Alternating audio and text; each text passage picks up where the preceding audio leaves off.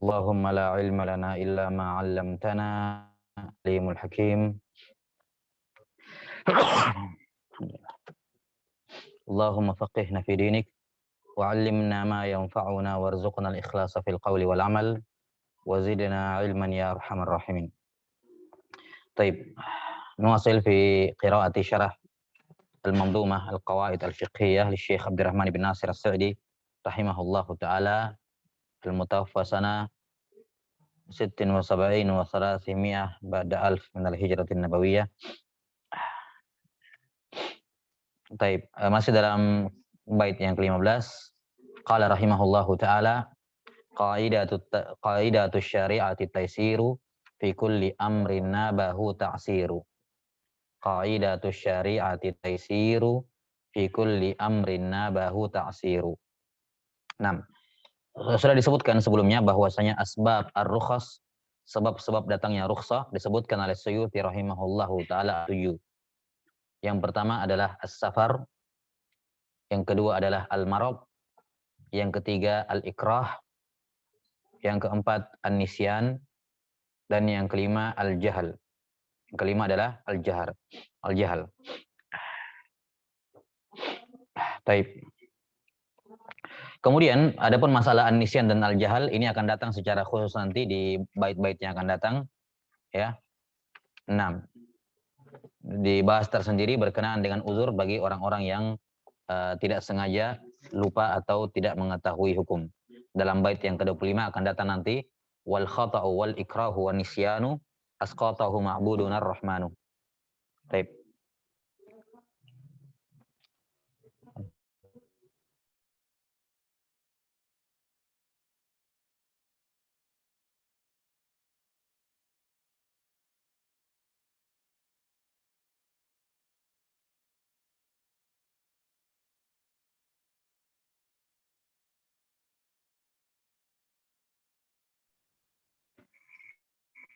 Nah, kemudian udzur yang ke-6 adalah al-usru wa umumul balwa, ya, adalah kesulitan dan karena hal tersebut dibutuhkan oleh banyak orang. Nah, seperti misalnya adanya rukhsah pada bai'ul aroya. Pada bai'ul aroya, yakni jual beli tamar dengan rutab. Padahal berbeda takarannya. Ya.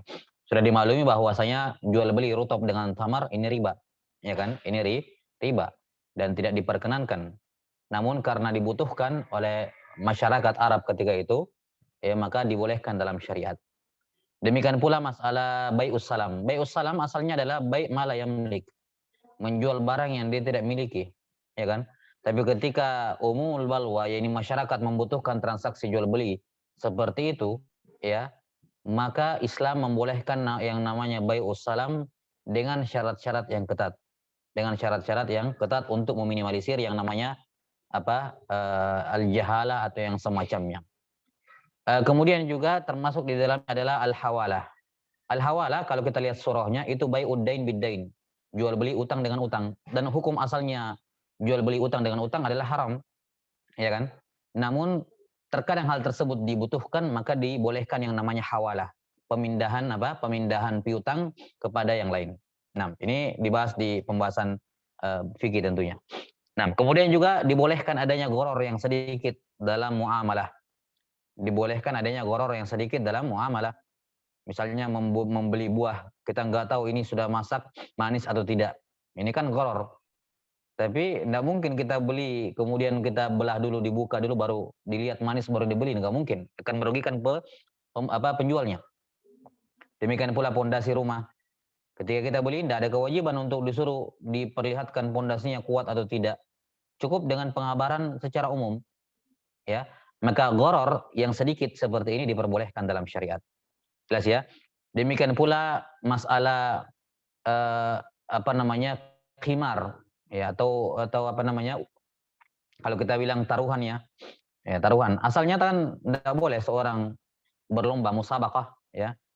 Dia mengatakan, ayo kita lomba, kalau saya menang, saya dapat kalau kamu menang saya berikan kamu ini 100.000, kalau saya kalah, ya, kalau saya menang kamu berikan saya 100.000, kalau kamu yang kalah saya berikan. Ini kan asalnya tidak diperbolehkan.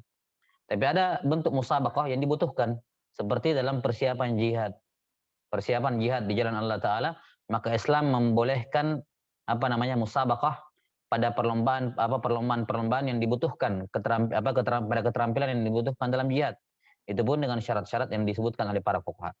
Maka ini contoh adanya rukhas, keringanan dalam syariat yang lahir ya pada dasarnya dilarang, namun karena ada kebutuhan dan umumul balwa serta usur maka diperbolehkan. Baik, kemudian yang terakhir yang ketujuh, uzur yang ketujuh adalah an-naqs. Ya, apa itu naqs? Ya ini kekurangan pada fisik. Ya, misalnya digugurkan kewajiban sholat berjamaah dan sholat Jumat bagi perempuan. Ya, demikian pula digugurkannya semua macam bentuk ibadah dari anak kecil, orang gila dan semacamnya.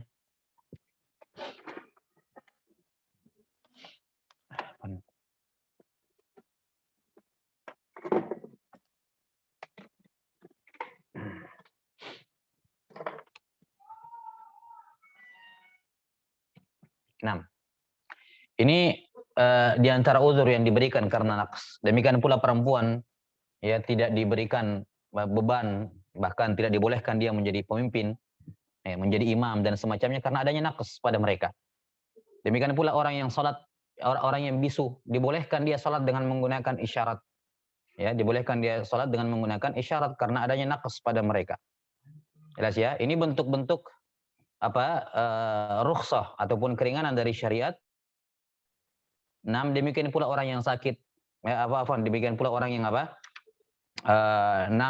orang yang memiliki kelemahan pada fisiknya, ya, yang kelemahan pada fisiknya digugurkan dari dia jihad, kewajiban jihad dan seterusnya. Maka ini 6 atau 7 bentuk 7 asbabur rukhas, 7 sebab datangnya rukhsah yang disebutkan oleh Suyuti rahimahullah. Dan ini contoh-contohnya sangat banyak di abwab fiqhiyah. Di furu' al-fiqhiyah. Taib. Kemudian selanjutnya kata Syekh Abdurrahman bin Nasir As-Sa'di rahimahullahu taala,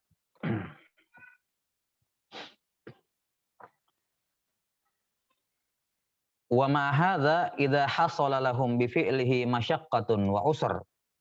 Ya. Bersamaan dengan Islam itu adalah agama yang mudah, namun kalau mereka mengalami kesulitan dan kesusahan dalam mengerjakan ajaran Islam yang asalnya sudah mudah itu, maka fala budda an yaqa takhfifu fihi wat taisir. Maka pasti selalu akan ada kemudahan dan keringanan dari syariat. Imma bi isqatihi kullihi au takhfifihi wa tashilihi. Ya. Imma dengan digugurkan semuanya ataukah dengan cara diringankan.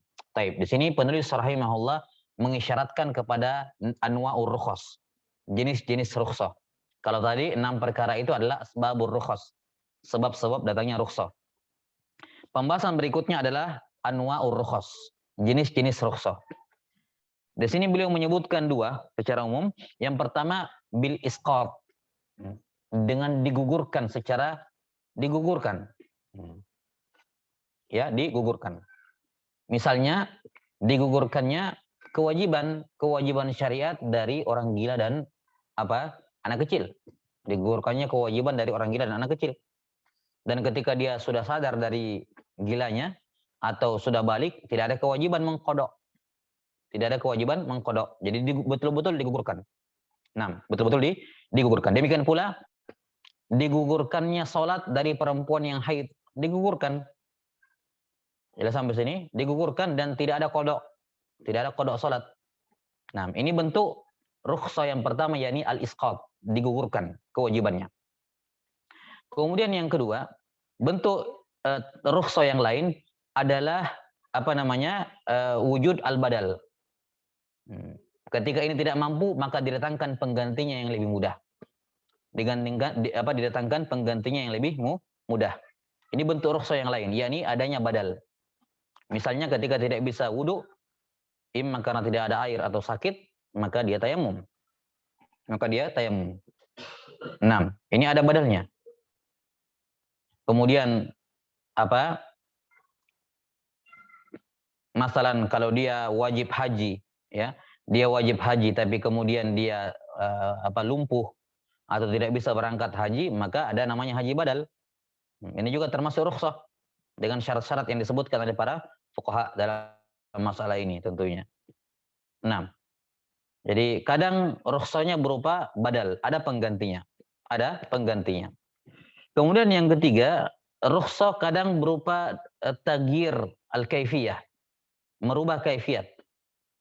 Merubah kaifiat. 6. Misalnya dari sholat berdiri tidak mampu maka duduk, tidak mampu dengan kemudian apa? Berbaring. 6. Berbaring. Taib. Ini diantara juga bentuk apa? Bentuk rukhsah. Ya. Jelas ya? Bentuk-bentuk rukhsah. Yang jelas bentuk-bentuknya ada beberapa disebutkan oleh para fuqaha. Seperti misalnya tadi badal misalnya sholat ketika dia haid dan dia tidak puasa maka ada badalnya. Dia iddatun min ayyamin ukhar. Ya, diganti dengan puasa di hari yang lain. 6. Kemudian kata beliau rahimahullahu taala, wa yadkhulu fi hadhihi al-qa'idati anwa'un minal fiqh. Masuk dalam cakupan kaidah ini ya, berbagai macam bentuk permasalahan dalam fikih. Minha fil ibadat. Di antaranya adalah dalam pembahasan ibadah. Wah, ibadah banyak sekali rukhsah di sana. Beliau sebutkan di antara contohnya at-tayammumu 'inda masyaqqati isti'malil ma'i ala hasbi tafasilihi fi kutubil fiqh. Pertama adalah bolehnya tayamum ketika tidak bisa menggunakan air ya, berdasarkan rincian yang disebutkan oleh para fuqaha. 6. Dalam buku-buku fikih. Kemudian di antara rukhsah yang lain wal qu'udu fis salati 'inda masyaqqatil qiyami fil fard. Ya, bolehnya duduk dalam salat ketika tidak mampu berdiri ya dalam salat wajib. Ya. Karena berdiri hanya menjadi rukun pada salat wajib. Adapun pada salat sunnah maka al-qiyam hukumnya adalah sunnah juga. Adalah sunnah. 6. Dan disebutkan ya oleh para fuqaha mengenai masyaqqah yang membolehkan seorang itu tayamum ya, yang tidak membolehkan ya, yakni masyaqqah isti'malil ma, ada air tapi dia tidak mampu menggunakannya. Ya, para fuqaha menyebutkan bahwa yang dimaksud dengan masyaqqah di sini ataupun al-marad, sakit yang menyebabkan dia tidak mampu untuk bersentuhan dengan air adalah penyakit yang jika dia menggunakan air dia akan tertimpa salah satu dari 6 perkara. Dia akan tertimpa salah satu dari 6. Kapan dia tertimpa salah satu dari 6 ini, maka dia boleh tayamum. Yang pertama adalah al-halak, kematian. Kapan dia menggunakan air dan dia mati, maka ini uzur untuk bertayamum. Kemudian yang kedua adalah apa? 6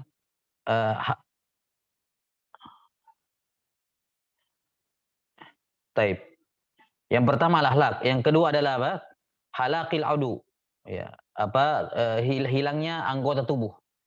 Ya, hilangnya anggota tubuh. Misalnya ada seorang yang berwudu sakit, kapan dia berwudu bisa diamputasi misalnya. Ya, kehilangan anggota tubuhnya. Ini juga uzur.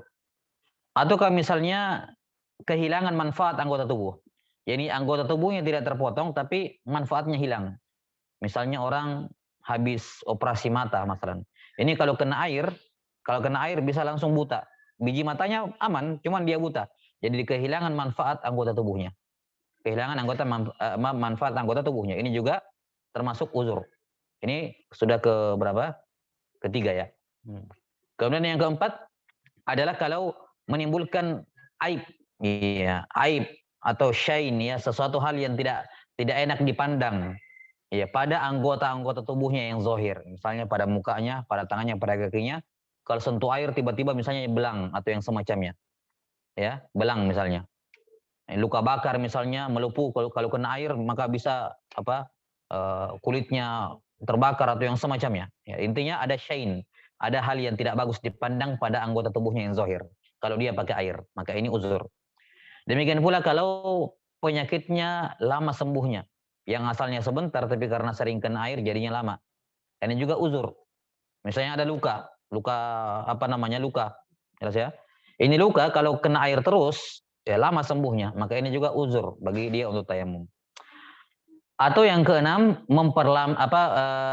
memperparah sakitnya. Memperparah sakitnya. 6. Ini 6 salah satu dari jenis 6 masyaqqah ini membolehkan tayamum. Nah, dan ini dhabit batasan marad dalam babut tayamum dan dalam babus siam. Sama ini. Ini patokan bolehnya bertayamum dan bolehnya berpuasa kalau sakitnya seperti ini. Salah satu dari 6 perkara ini. Baik. Kemudian kata beliau rahimahullahu taala, demikian pula dibolehkan duduk dalam salat ketika tidak mampu berdiri.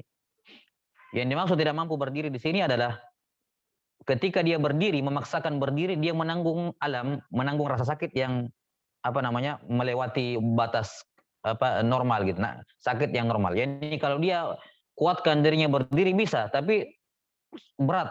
Nah, yang seperti ini sudah digugurkan darinya berdiri. Digugurkan darinya berdiri.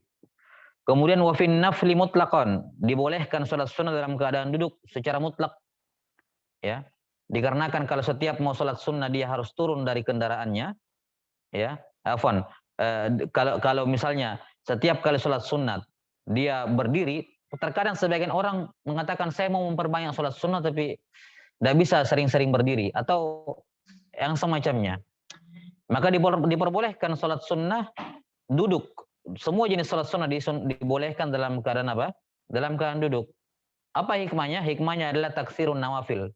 Agar seorang bisa memperbanyak ibadah-ibadah sunnahnya, salat sunnahnya diperbanyak, ya, bagi setiap orang sehingga tidak ada alasan. Ya, tidak mau berdiri silakan duduk. Silakan duduk. 6. Wa qasrus sholati fis safar. 6. Bolehnya mengqasar dalam safar. Di mana para ulama memberikan persyaratan-persyaratan akan bolehnya mengqasar salat bagi seorang yang musafir. 6. Setidaknya ada 5 syarat yang disebutkan oleh para fuqaha. Syarat yang pertama, bahwa safarnya itu safar yang mubah, bukan safar maksiat. Kemudian safarnya adalah safar al-bu'd, safar jarak jauh. Ini syarat yang kedua, safarnya jarak jauh. Yang dikonversi sekarang sekitar 83 km. 83 km satu kali jalan. 6. Ini syarat yang kedua, bolehnya mengqasar.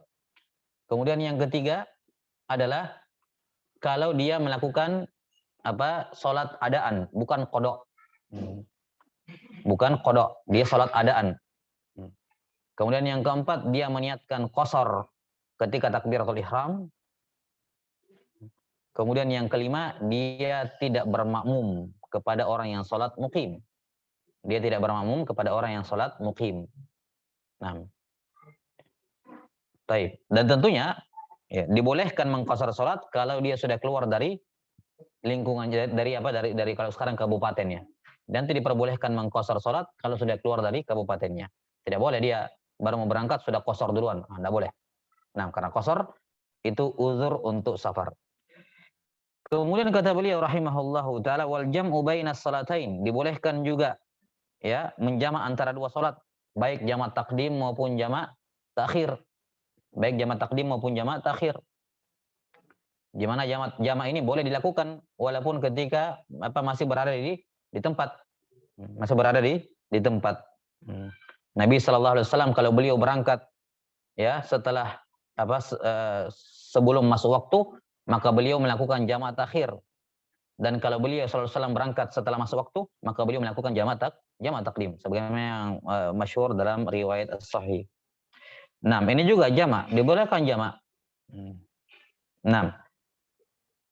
Dan menjamak salat ini, ya, menjamak salat dibolehkan pada 3 keadaan. Dibolehkan pada 3 keadaan. Yang pertama adalah ketika safar. Kemudian yang kedua adalah ketika hujan dengan jamak takdim tentunya. Dan yang ketiga ketika sakit. Ini dalam mazhab Imam Ahmad, sakit termasuk sebab dibolehkannya menjamak. Ya.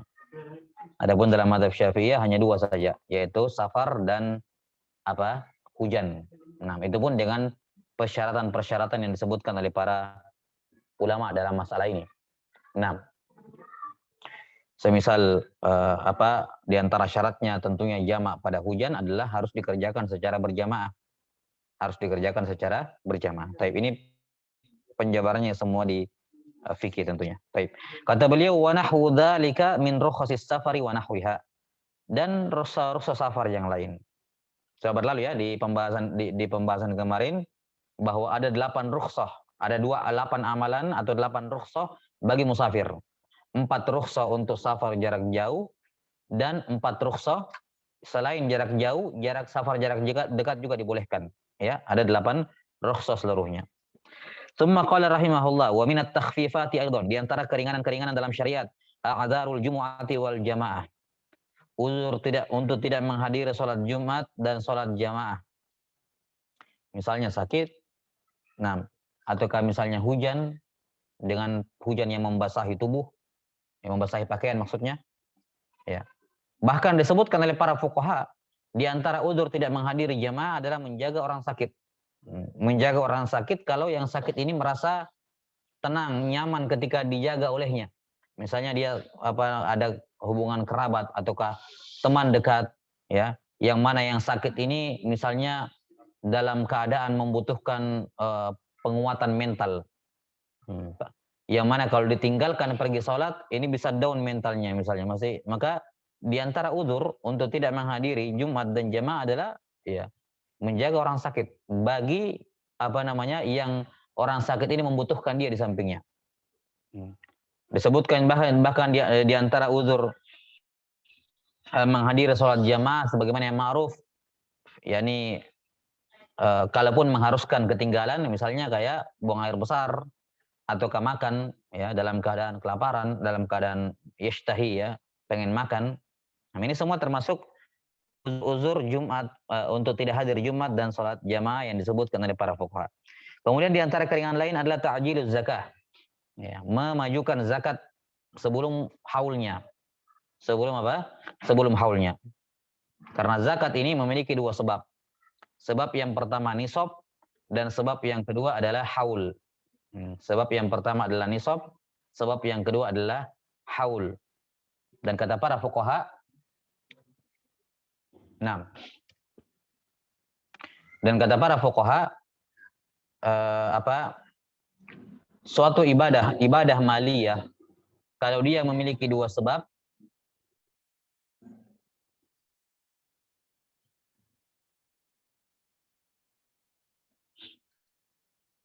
baik. Nah, maka zakat ini adalah ibadah maliyah yang memiliki 2 sebab, haul dan nisab.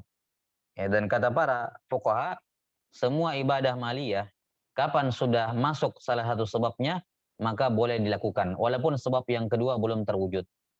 Misalnya, dan tadi, kapan zakatnya sudah nisab, hartanya sudah sampai nisab walaupun haulnya belum masuk, maka dia boleh membayarnya.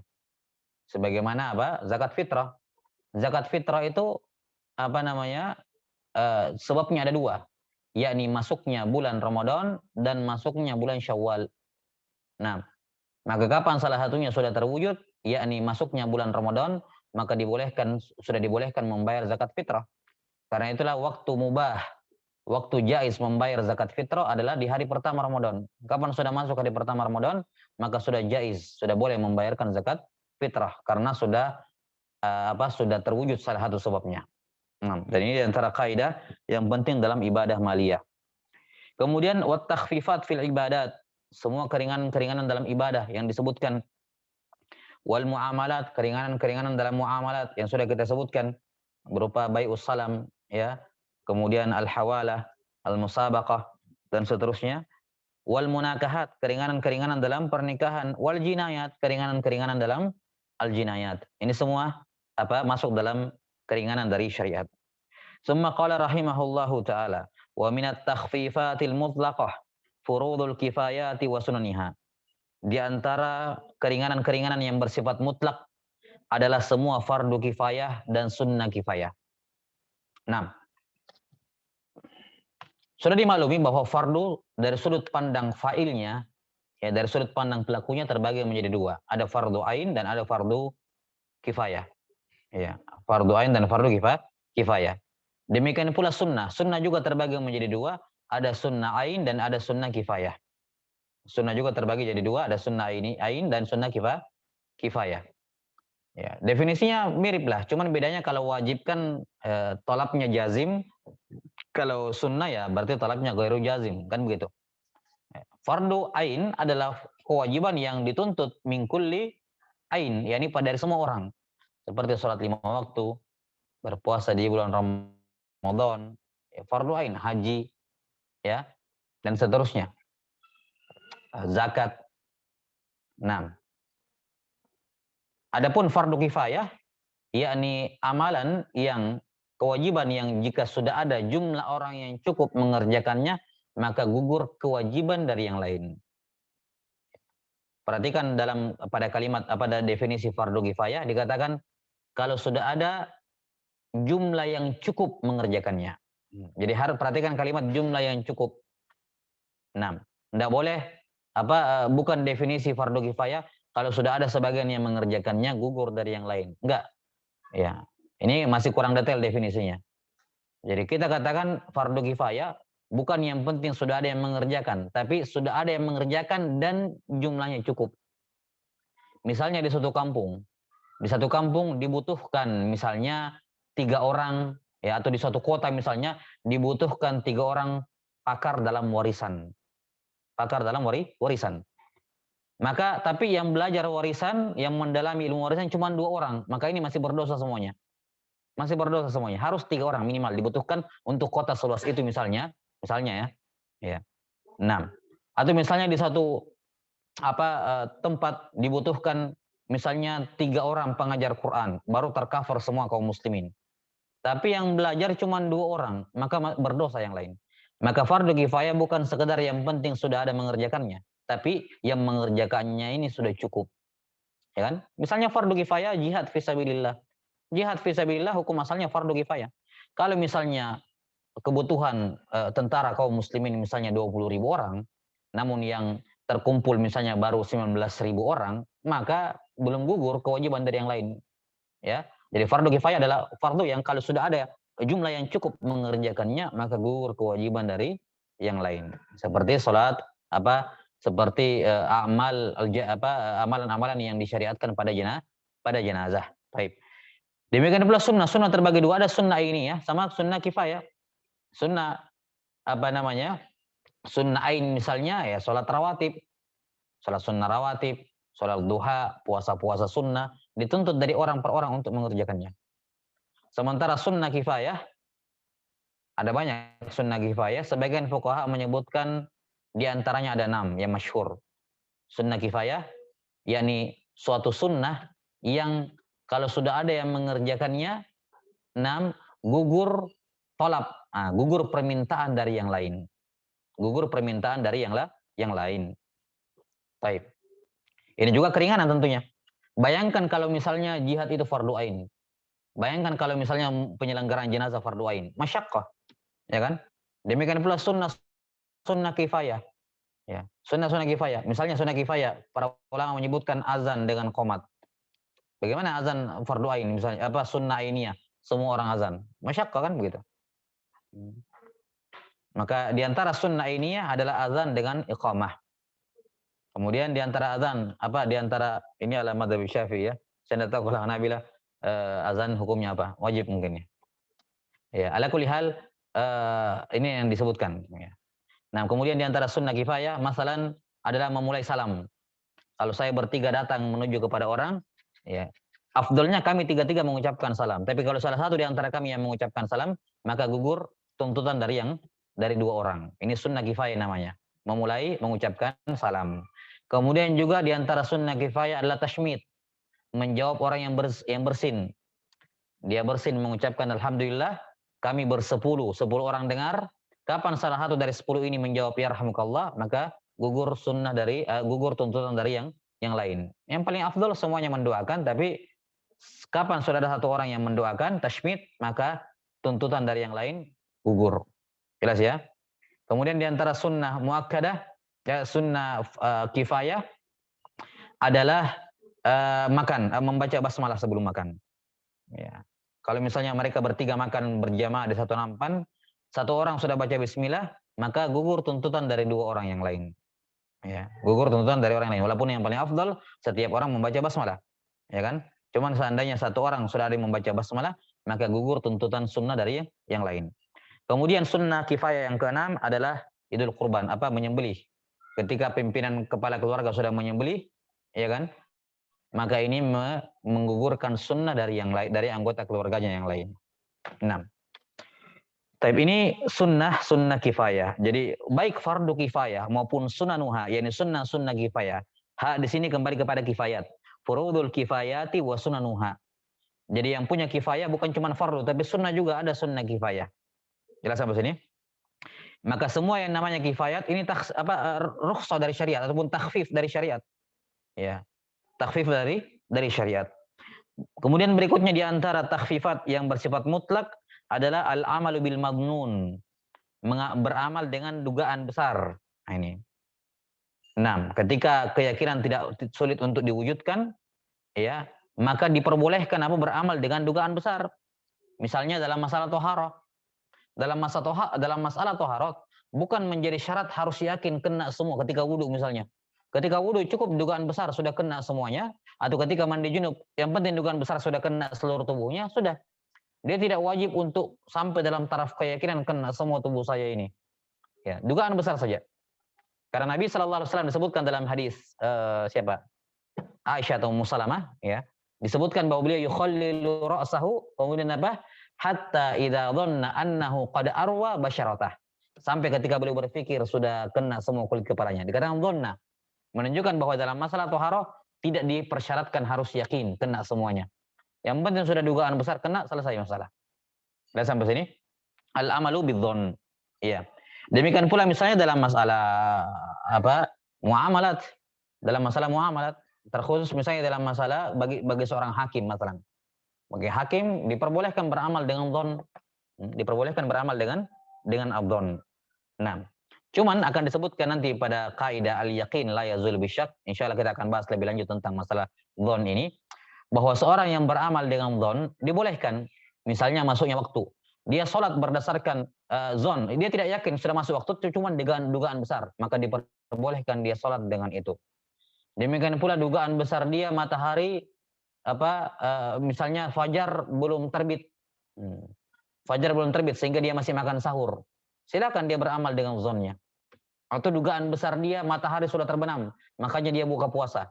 Silakan, dibolehkan bagi dia untuk berbuka puasa, beramal dengan dugaan besar matahari sudah terbenam.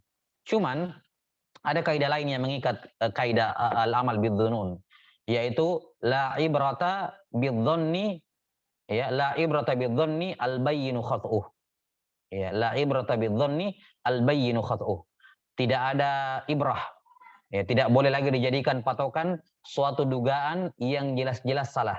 Yang ketahuan di belakang bahwasanya Yang ketahuan belakangan bahwa dugaan itu salah.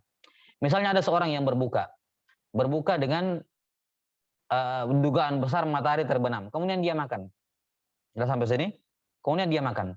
Kemudian ketika sudah minum satu kali teguk, tiba-tiba nampak matahari. Misalnya tadi karena di balik awan dia kira sudah terbenam.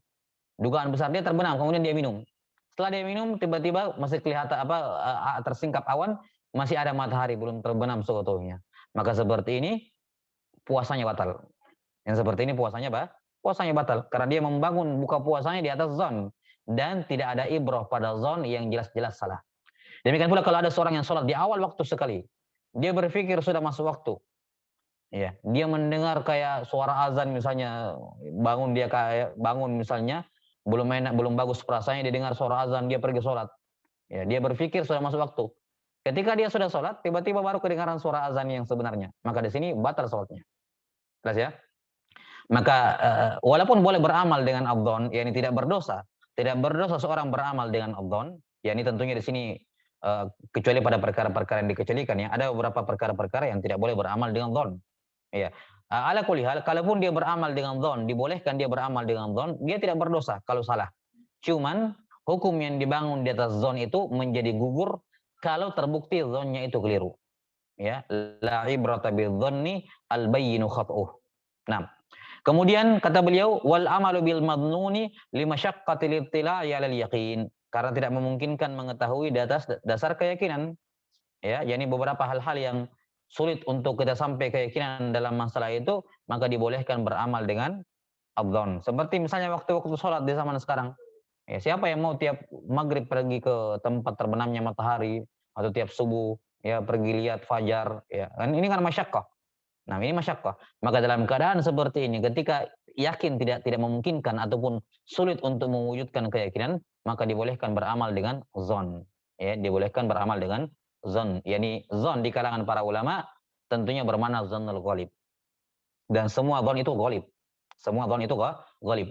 Jadi kalau ada ulama yang menyebutkan zonnul ghalib, maka kata al-ghalib di situ bukan kait apa namanya? Kait istilahnya kalau orang kait ghairu murad ya. Kait yang tidak dimaksudkan.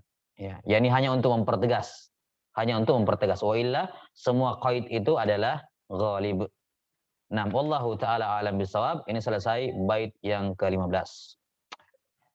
Taib. Kemudian qala rahimahullahu taala pada bait yang ke-16, walaysa wajibun bil iqtidari wala muharramun ma'at tirari wa kullu mahdhurin ma'ad darurah biqadri ma tahtajuhu darurah. 6. Ini bait yang ke-16 dan ke-17 ini juga berbicara mengenai salah satu kaidah dari 5 qawaid kubra, yaitu ad-dararu yuzal atau la darar wala dirar. 6. Kata beliau rahimahullahu taala, walaysa wajibun bila qtidari wala muharramun ma'al tirari. Tidak ada yang namanya kewajiban kalau tidak mampu. Dan tidak ada yang namanya diharamkan kalau dalam keadaan terpaksa. Wa kullu mahdhurin ma'ad darurah biqadri ma tahtajuhu darurah. Dan semua perkara yang dilarang dilakukan, namun kita melakukannya karena darurat, selayaknya kita lakukan secukupnya. Tidak boleh ditambah-tambah, tidak boleh diperluas-luas larangan ini. Kalau kita melakukan larangan karena darurat, maka kita lakukan secukupnya, tidak boleh melebihi dari kebutuhan. Ini 2 kaidah ini insyaallah taala kita akan bahas, dan 2 kaidah ini berkenaan dengan ad-dararu yuzal. Ini sebenarnya kalau kita mau hubungkan dengan kaidah al-masyaqqah sababun litaysir, maka ini salah satu salah satu cabangnya sebenarnya kan, bahwa di antara taysir dari syariat adalah ketika dalam kondisi darurat yang diharamkan menjadi dibolehkan. Ini salah satu bentuk taysir dari syariat. Salah satu bentuk taysir dan tashil dari syariat adalah dibolehkannya hal-hal yang haram ya dalam kondisi darurat. Hal-hal yang haram dalam kondisi darurat dan digugurkan kewajiban ketika seorang tidak mampu. Nah, karena itulah sangat tepat sekali penulis rahimahullah membawakan kaidah darurat ini setelah pembahasan setelah kaidah at-taysir. Taib wallahu taala alam bisawab. Naktabi bihadzal qadar wal ilmu indallah. Nas'alullah taala yu'allimana mimma yanfa'una wa ay yanfa'ana bima 'allamana innahu waliyyu dzalika wal qadiru alaih. Subhanakallahumma bihamdik asyhadu an la ilaha illa anta astaghfiruka wa atubu ilaik. Alhamdulillahirabbil alamin. Taib, berarti mulai hari Senin dars ini jam 11 ya. Ya, kembali jam 11 insyaallah.